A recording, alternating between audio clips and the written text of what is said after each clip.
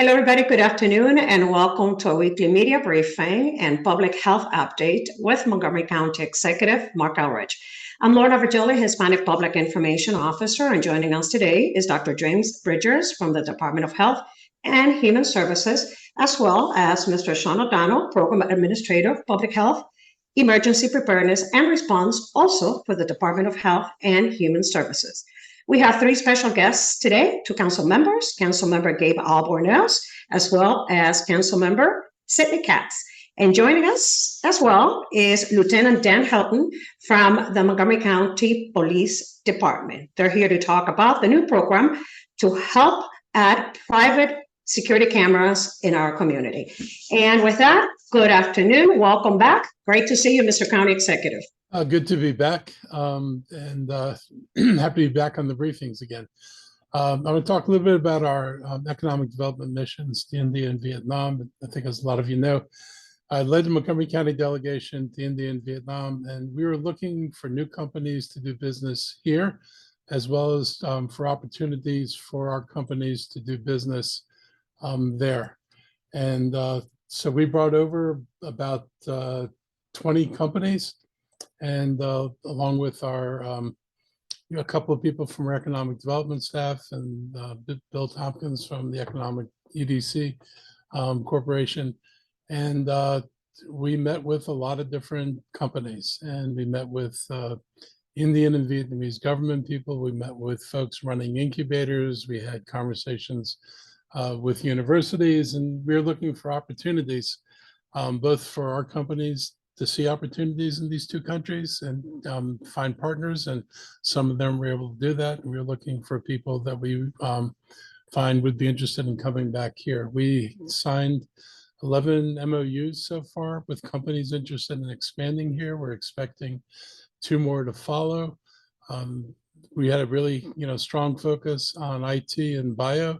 But there's even some manufacturing that we talked to, and we signed an MOU with, and hopefully will lead to bringing a manufacturing facility here to the county.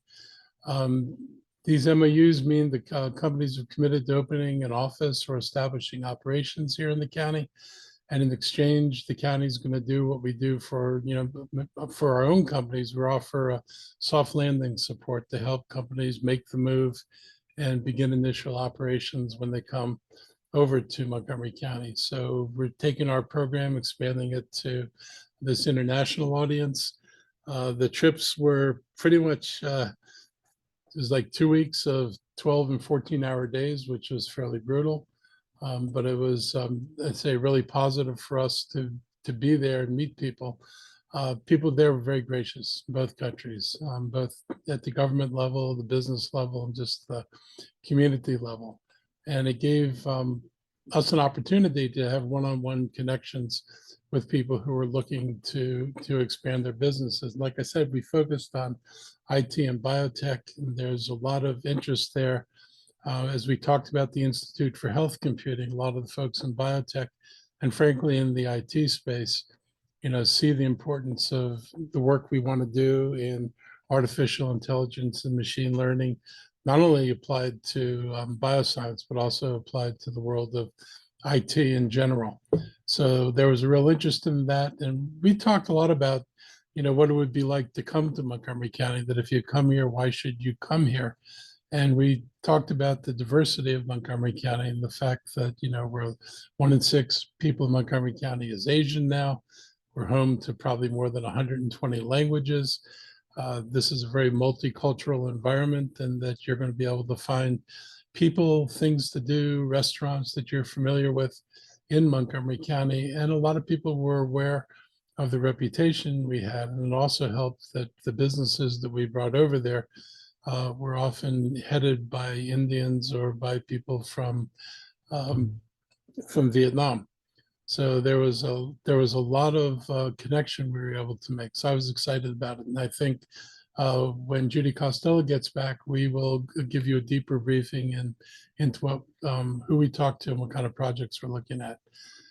Talk about the community security camera rebate program.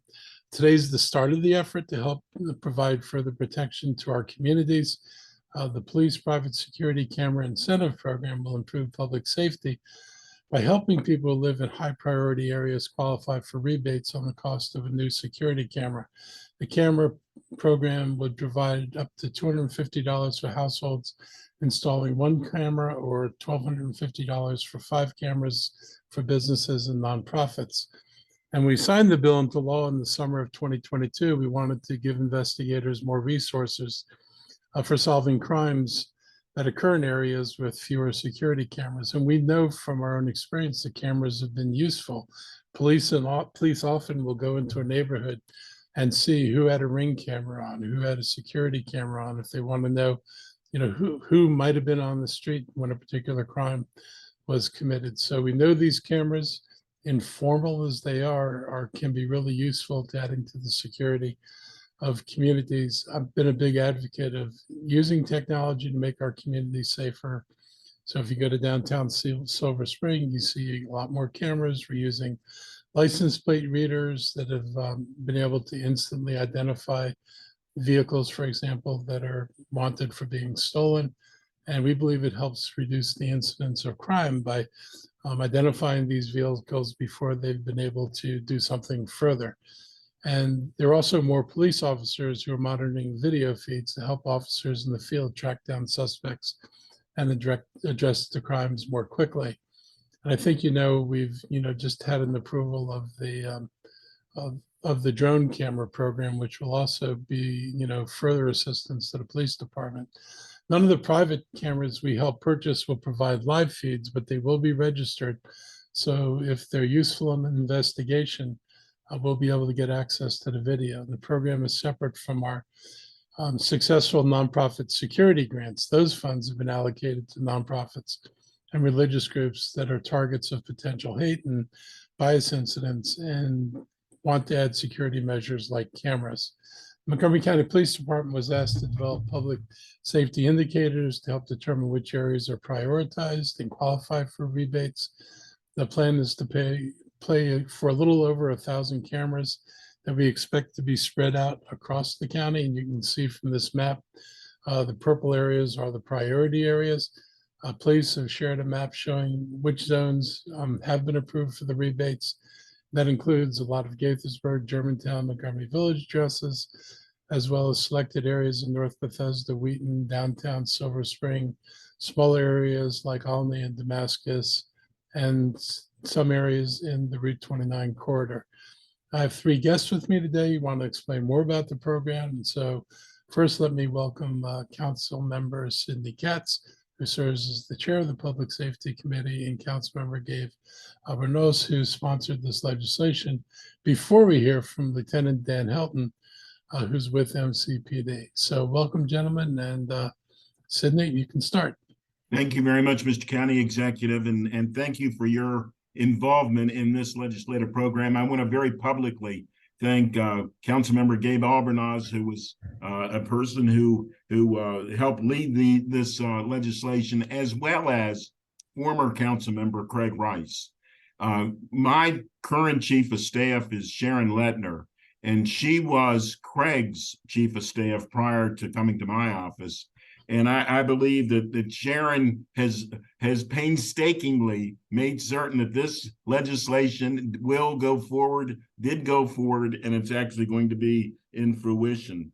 As you've already pointed out, the various program, what this program will do, it'll deter criminal activity as well as help in solving crimes. There's priority areas. I can tell you from a very personal standpoint, I have rings at my house, and thank goodness we've never had a concern. You do get to see some deer come and visit. You do get to see some rabbits come and visit in the backyard.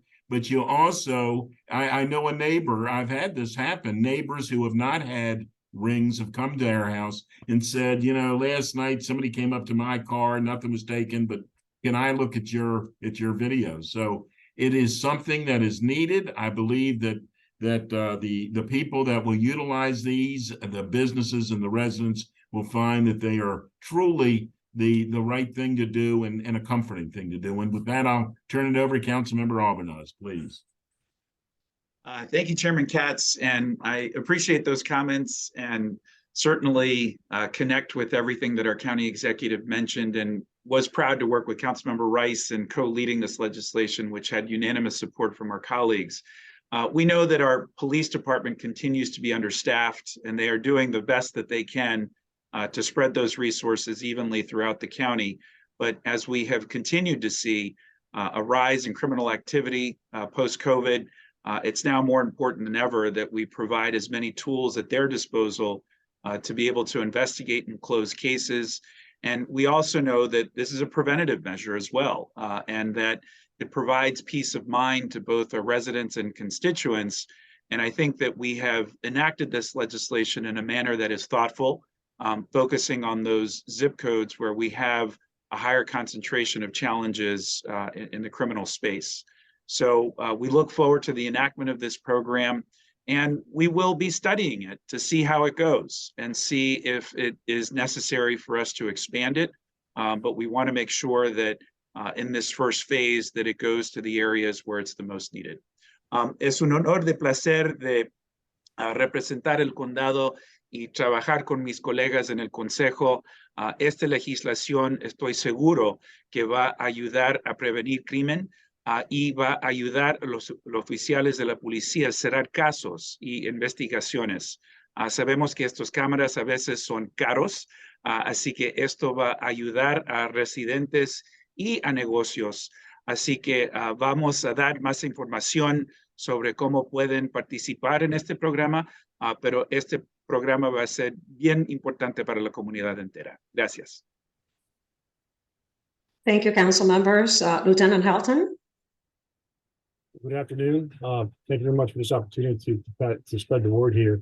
Part of our mission with the police department is to work in partnership with the community to identify and resolve issues that impact public safety. I think that this program is exactly putting those words into action by incentivizing this installation of these cameras. So I'm really looking forward to hopefully in a short period of time depleting all the money, all the funds we've been set aside for the initial phase of these cameras, and to really be able to have some success stories to share of how these cameras help to enhance investigations, to make arrests, or to keep the community safe. So thank you.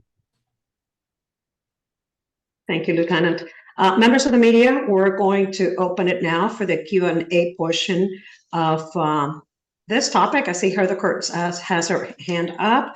Please do raise your hand. We'll take questions regarding this program, other questions towards the end of this presentation. All right, Heather, go ahead. WMAL Radio. Hi, everyone. Thank you so much for doing this and for taking my questions. I have a few kind of quick questions about the rebate program. I'm wondering, people in these areas who already have these cameras, can they apply for some sort of retroactive rebate if they still have the receipt? No. Oh, sorry, sir. Go ahead. I think we both said the same thing. That's right. Got it. And are there certain brand restrictions on these? Will they need to be Ring or Arlo or any of those things, or just any camera? Would you like to speak to that, sir? Yeah, you can do the technical stuff. All right, you do. So no, we did not endorse any brand. We kept it general enough, and it's in the clip. If you go to the website, there's an FAQ, and it kind of gets into that a little bit more. We didn't want it to fence it in too tight. It's pretty general. It needs to be all weather camera, capable of being posted, installed on the exterior of the building, be able to record digital video, stuff like that. So there's a lot of cameras that are sold, at stores in the county or online. So it gives folks a pretty good option that they want to do. And, I know a lot of people who you have cameras and then they're not even that old and people replace them and get new ones. Is there any possibility for people who have cameras that aren't totally outdated to donate theirs for people to use? Yeah, that hasn't come up yet. I mean, there's always, we could look at that as we move on, but right now this is opportunity for folks to get a new camera and to get the rebate to help cover the purchase of up to $250 to camera. Sure. And do you have any idea, Lieutenant Helton, what percentage of cases you've been able to solve or get some good tips from by using this security camera footage? I don't. I know that they are very helpful. So the more cameras we get out there, I think it's really going to help make an impact. Because whenever there is any type of crime, officers will do an area canvas of a particular neighborhood or areas, and try to find witnesses. Well, now we can definitely look for those cameras, and having a list of folks who have these particular cameras with this program, that's really going to help, narrow down that evidence or a particular tool that's being used in helping that case advancement. So I'm looking forward to it. It should be good. And I have one last thing, if I may. County Executive, you spoke a little bit about how they're not going to be, there isn't some live stream going to the police department. Right. If somebody does have one of these cameras and does, suspect that they may have caught something, or if police suspect the person may have caught something, how do you go about collecting the footage? I'll let Dan answer that question, because that's the link to the police. So we would treat it just like we do any other camera footage for folks who have cameras now. We treat it just as evidence, and put through our evidence, basically the way we log in evidence for any type of case. So we have that capability. Thank you. Thank you, Heather. Jacqueline Quijano, Telemundo 44 DC. Good afternoon, Jacqueline. Good afternoon. I'm Jacqueline Quijano from Univision, Washington. I have a question for Concejal Gabe Albornoz en español. ¿Quiénes serían, concejal, quienes apliquen para poder tener estas cámaras? ¿Desde cuándo? ¿Y qué monto económico serían los que beneficiarían? Gracias por esa pregunta. Así que residentes que tienen viviendas en estas áreas que ha identificado la policía pueden aplicar para este programa, y negocios también pueden aplicar.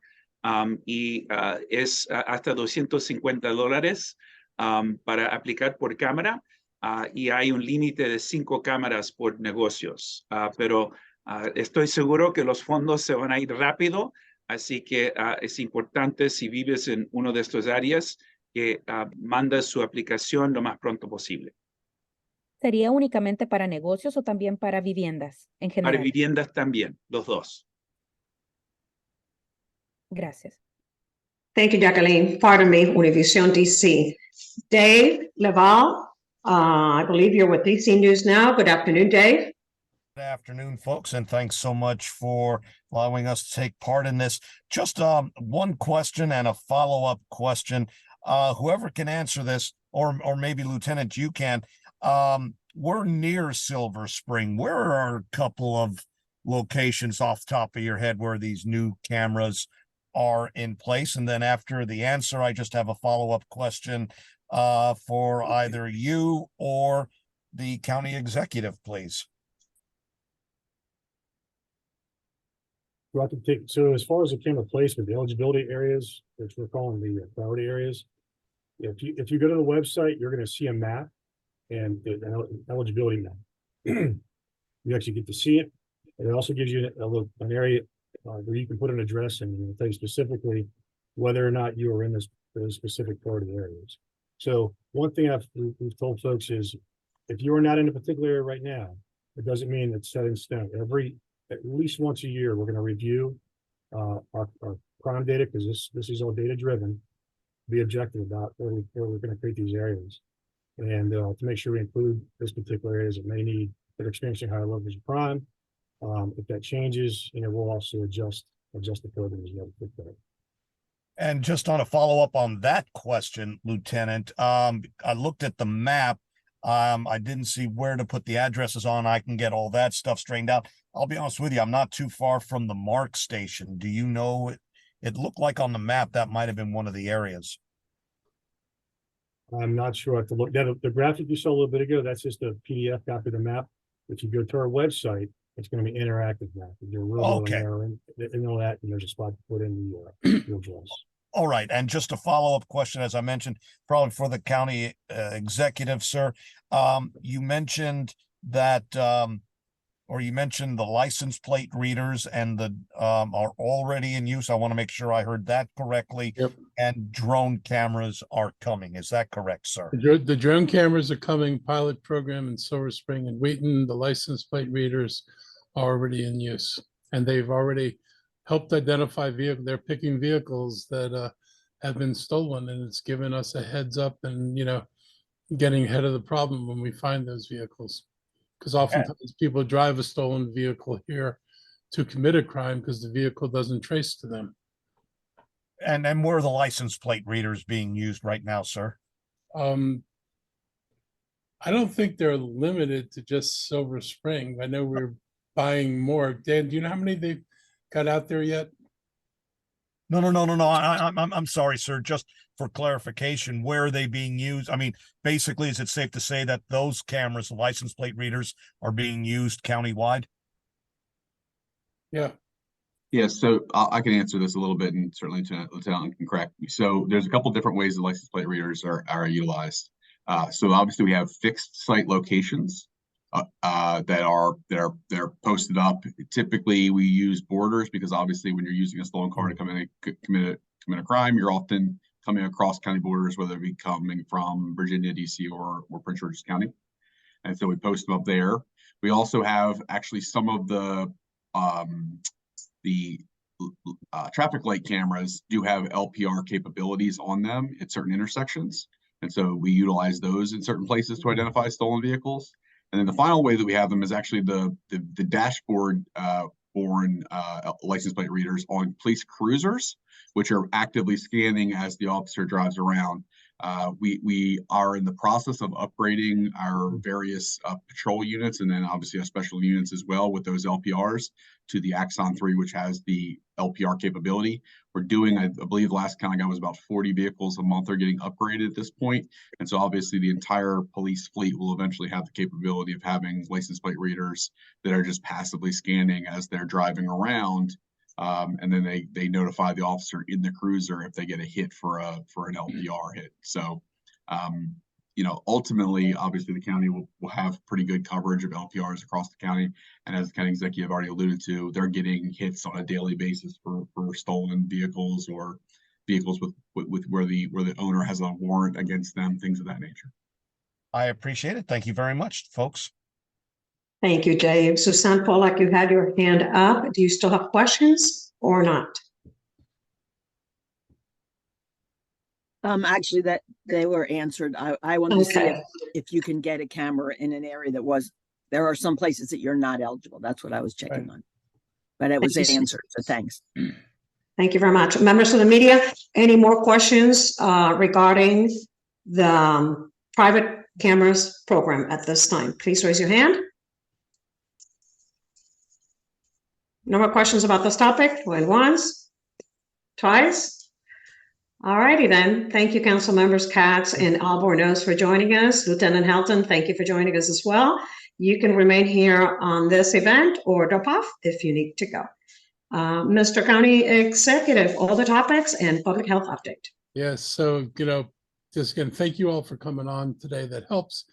And if you want to apply for a rebate or explore whether you live in one of the priority zones, you can visit montgomerycountymd.gov, our homepage, and you can be directed to the right location from there. Today is National Recycling Day, and I joined our Department of Environment at our transfer station this morning. Our recycling center is now doing things that it never did before. So since May, we've been accepting mattresses and box springs.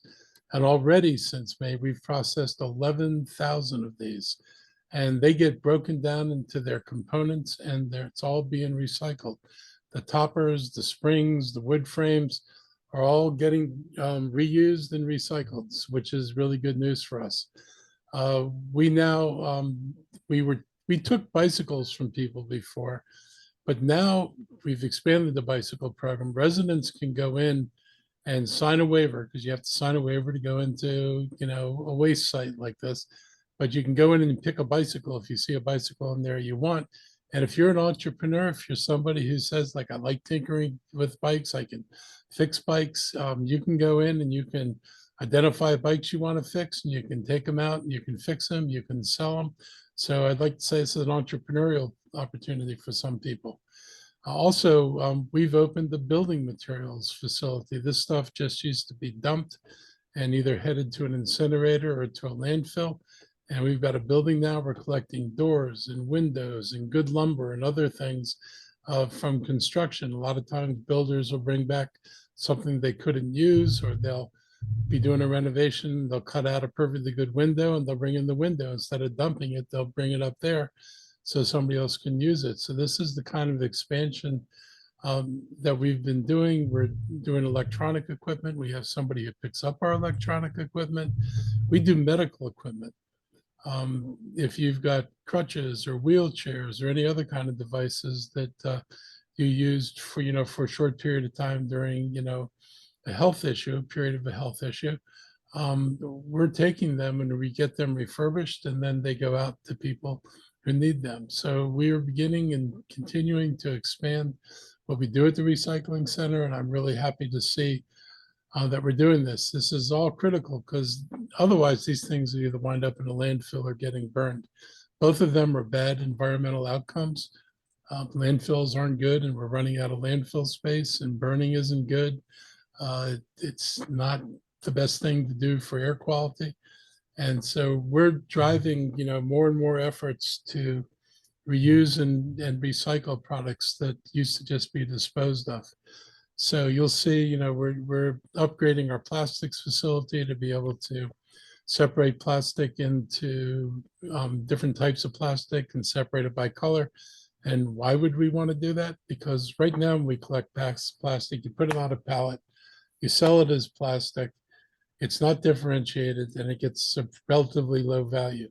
The further we process the plastic and break it into different types of plastic and colors, the more value those individual fractions of plastic have. So we're trying to increase the value of what it is we're collecting. We collect bottles today. I hope in the not too distant future, instead of recycling whole bottles, which then go to somebody who crushes them, we're going to be crushing them ourselves. Why would we want to do that? Because the cement industry has been, in Maryland anyway, required to reduce their carbon footprint. And they have very aggressive carbon footprint reduction goals. One of the cheapest and most, I'd say, easiest ways of reducing the carbon footprint is to either use crushed glass as an aggregate in concrete mixtures, or to powder the glass, basically grind it even further and use it to make the actual cement itself. And the more we process it, the higher the value it has. And it helps companies replace carbon intensive ingredients that go into cement making.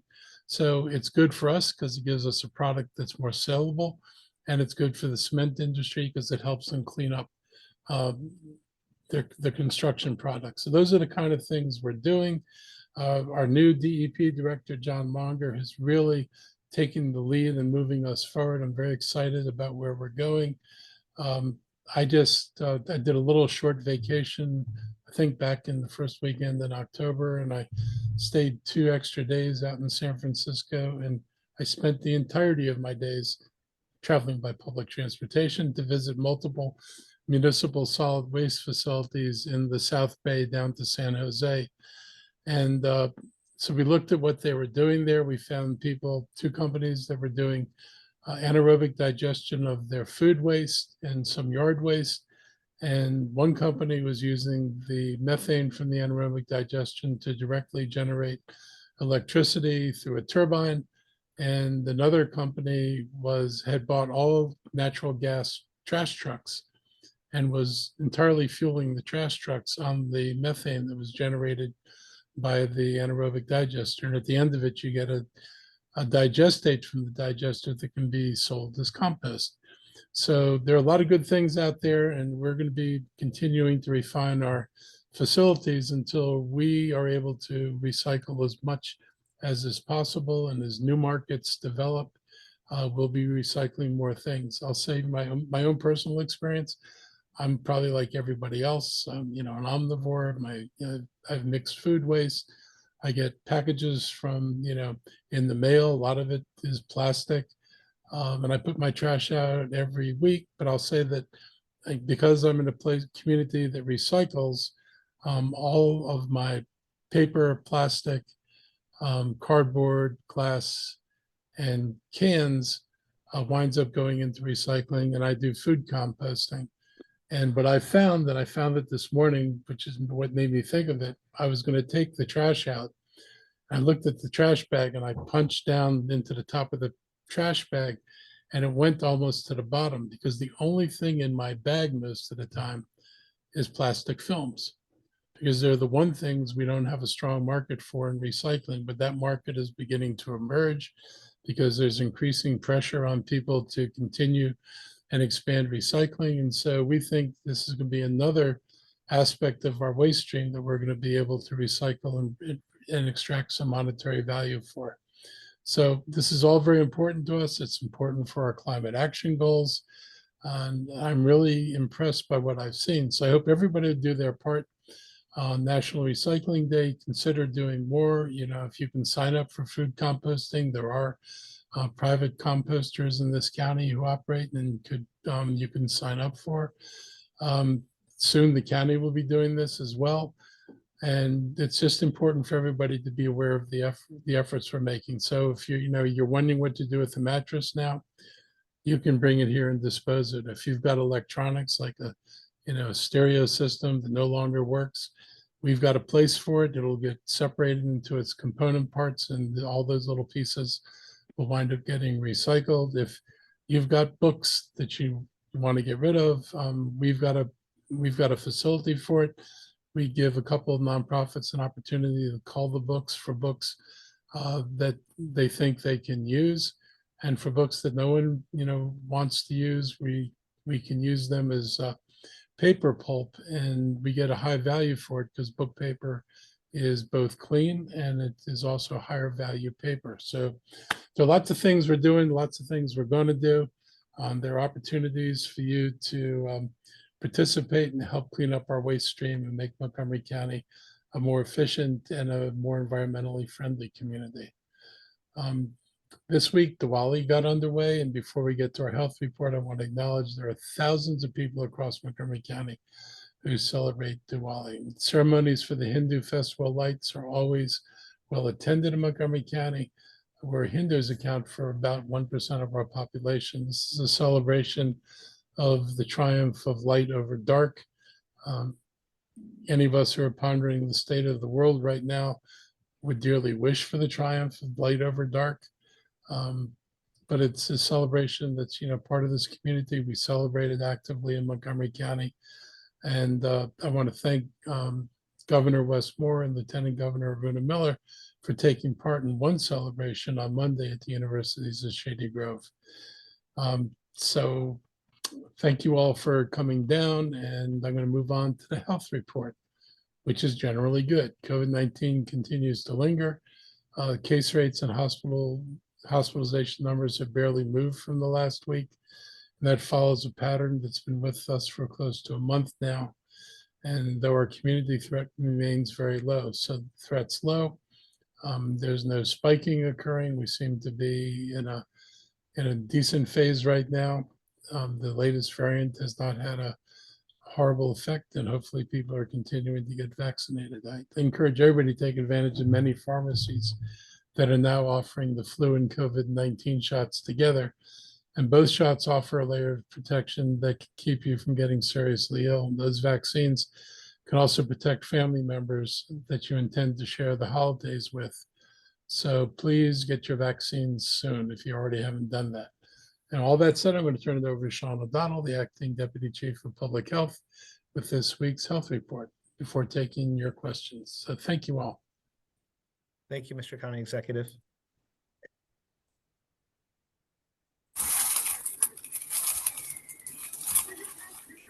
Okay. Taking you through, again, we have not seen much change from the previous few weeks with regard to COVID. Our wastewater is still showing moderate COVID activity spread going on throughout the community. When we look at state and local test positivity, it's held relatively stable. It's elevated, but it has not moved in one direction or the other. The PCR testing is showing similar, relatively stable number of cases. When we look at our hospital numbers, the one difference here is how our respiratory diseases are affecting different ages. So as we look across the top here, you can see COVID has come down a little bit from the recent surge for many of the ages. For our 65 plus, though, it's still causing a decent number of them to go to an outpatient center, a hospital emergency department, or other outpatient center to seek treatment. If you look at the bottom, this is a plotting of Montgomery County ED visits, and you can see the COVID lines, which is in the gray here, that is stabilized as we've just discussed. But we're starting to see our RSV and our influenza visits increase. So all those things happening at the same time will impact our hospitals a bit. It just depends on how much these respiratory diseases continue to spread. Our hospital numbers did come down this week for COVID diagnoses, but you can see how these fluctuate a bit day to day. And across the state, the hospital COVID numbers went up just a little bit, but again, it's mostly been fairly stabilized over the last 2 months. One thing I want to share, this is from the CDC websites. I'm calling this moderate illness. These are the respiratory diseases making you sick enough to go to an emergency department or an outpatient center, but this is our national data. The one thing I want to point out is each of these 3 diseases that we've been talking about, COVID-19, RSV, and influenza, is impacting a different age group disproportionately. So the light blue here is our 65 plus. You can see that is having a greater impact, driving our seniors to seek medical attention at outpatient centers. With RSV, you can see the one group that is going in to seek medical help is largely parents bringing their under 4-year-olds. And with influenza, I know this is a little bit hard to read the numbers here, but the population it is primarily impacting is our school-age children, our 5 to 17-year-olds. So that's where we're seeing our highest rates of influenza right now. Again, we're urging caution because we're about to go into the holiday season, and that's where this influenza has a chance to spread beyond our school-age kids out to a wider group of individuals. And our seniors tend to be the ones who are most vulnerable to influenza, RSV, and COVID-19. Looking at a slightly more severe disease causing inpatients, you see again, for most age groups, there's very little cause of hospitalizations, with the 65 plus being the predominant group that is still being affected by COVID-19, causing a more severe illness. RSV that's a much lower level here, and that is again predominantly the under 4-year-olds. Influenza has not yet caused a significant amount of inpatient hospitalizations, but we are monitoring. You can see this time last year, we had quite a lot of influenza patients in our hospitals at multiple age groups, but predominantly, again, 65 plus. So that's why we are, again, encouraging, as our county executive said, we're encouraging everyone to get the flu shot, to get their COVID booster this year. Everyone is eligible. And for those who are 60 and above, to get their RSV shot. And you can see here, again, this is showing the light yellow is showing our influenza activity across the state for the past year. And you can see it occurred very early last year. This year, it has not yet made that big jump, but it is likely that we will see an increase in influenza at some point this fall or early winter. So those are our updates on our respiratory diseases. Just reminding folks, lots of places to get those vaccinations, and we are still distributing COVID tests at our libraries and masks at our libraries. At this point, I'd like to see if there's anything additional from our director, Dr. Bridgers, and if not, Dr. Stoddard. Thank you, Mr. O'Donnell. Nothing in addition this afternoon. Nothing for me as well. Okay, thank you, gentlemen. Members of the media, we're going to open it up right now for questions and answers regarding public health and or any other topics. Please raise your hands. Suzanne Pollack, Montgomery Community Media. Good afternoon again, Suzanne. Go ahead. You're muted. I just wanted, okay, can you hear me?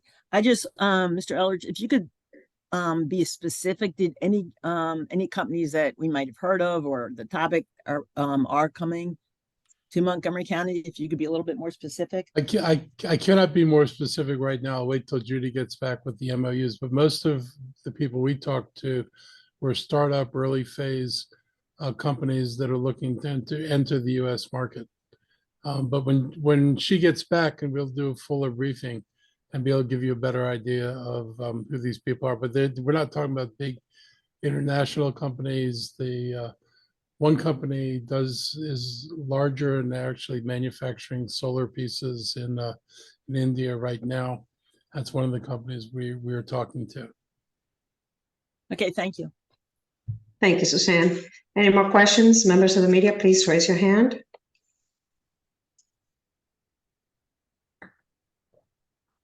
No more questions? Going once, twice? I think we're done for today. Thank you, everybody, for joining us. Stay safe. Have a wonderful afternoon. We'll see you next time. Thank you all.